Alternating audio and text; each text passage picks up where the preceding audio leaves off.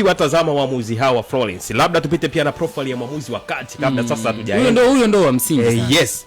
Mwamuzi wa kati bwana, kama nilivyokuambia, anaitwa Hamza El Farouk. Hamza El Farouk yeye amewahi kuhusishwa kwenye mchezo wa Korea Kusini dhidi ya Japan. Amewahi kuchezesha mchezo wa Switzerland na Mexico.